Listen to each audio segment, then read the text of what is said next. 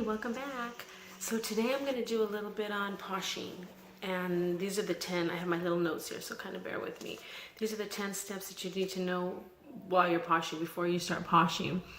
Number one is Poshmark is, it's a platform where you're able to sell used, gently used, and new items. Make sure that your items that you do sell are in good condition.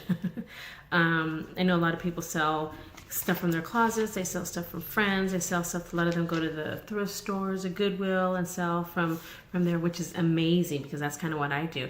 But make sure they're in good condition. You don't want anything with holes, you don't want anything with big stains. I know some people just really, they say people buy it like that, but you know what, that's your reputation and it says a lot about you. So make sure that what you do sell is a character and represents of who you are as a seller. So first thing is selling. We did the gently used. Okay, so when you do go on and you're ready to put your items up, make sure you put them in a pile. Get what you're going to sell and put them in a pile. I get all my stuff and I put them in a little pile. One little pile. I go over there and make sure there's no holes, there's no stains, there's nothing that I would not buy, I should say, excuse me, I would not buy. Put them all in a pile, check them out, get ready to do. Your photos are very, very, very important because people are going to scroll down and scroll down and scroll down and they're going to bam. You want something that's bam, that again, that it represents who you are. You don't have to get all crazy. You don't have to spend a lot of money. You don't have to spend a lot of time, but don't just throw it on the bed. Don't just throw it on the floor because it looks horrible. And a lot of buyers are not interested in that. So, you can check out my Poshmark, and I'm gonna put the Poshmark at the bottom. It's D Stiletto, and my stuff is organized. It's clean. I have a variety of different photos and backgrounds that my photos are pictured on, and they look pretty good. And I do my sales. My sales are pretty well. I sell on Poshmark and eBay. Anyway, so make sure you do that. So you don't throw them on the floor. Little advice: don't throw them on the floor. Get a hanger. There's a shirt. Get a hanger. Make sure it's like a solid white or has a solid background, and put it in a hanger. Hang it up on the door. Put it on the door where it's all white. Just something to start you out. You know, just something to start you. Make sure it looks clean. You can also put it on a floor. On the floor, if it's a clean floor, you can lay it. I don't lay mine flat out. I do sometimes, but I also like to lay them and kind of fold them in. And you need to check out my Poshmark closet to see what I'm talking about. But that's what I do. I put those in there and add accessories. Add a pair of sneakers. Add some jewelry. Add some perfume. Add something to give it a little kick. It's simple. Take time to do this. If this is your side hustle and you're only trying to make a couple bucks, that's fine. But remember, it represents who you are as a posher, and that's really, really powerful if you're going to try to make some money. So the next thing is your description, okay? Make sure you're describing everything. My descriptions are pretty detailed. I do a small paragraph. You don't have to even do that. But don't just put pretty black top. It says nothing. Nobody's gonna buy it, and then they're gonna be blowing up your messages, your notifications, and asking you questions. And you want to eliminate as much. Well, you want to keep contact with them, but you want to eliminate that. You want them to just look and say, "Oh, okay, I don't need to ask any questions." People don't want to be bothered with that. They don't want to keep writing back and forth, back and forth. They want to see it, bam, they want to buy it. So for the description, what I always put is I put Kate Spade purse, gently used but in excellent condition. And then on the bottom I'll put, okay, it has a flaw. Make sure you name and disclose all those flaws on there. Show pictures, put photos of them. So I put, disclosing in good condition, and then I put, but does have a little spot on the bottom. You can say it does have a little spot on the bottom, and then you're going to show a picture of that. Then I always put, when you're doing the description also, do not just put that this is a medium-sized top. Big whoop. And if it's gently used and you've used it before, it's not a medium top anymore. It's probably shrunk. It's probably faded. You need to disclose all of that. I always put, please read entire description, approximate measurements, okay? So what I do is I'll put a size medium, and underneath I'll put the breast size, and then I'll put the waist size, and then I'll put the length of it. I always disclose that because, like I said, I don't want my alerts going off all day for questions that they don't need to even be bothered with, that they could just see right there. Simple, cut and dry. They're going to purchase it. Bam, you've sold an item. So make sure you do that. Description's got to be detailed. Make sure you put all those flaws on there. Take really good pictures. Make sure you're taking really, really good pictures. Put it on a hanger. Do what you need to do.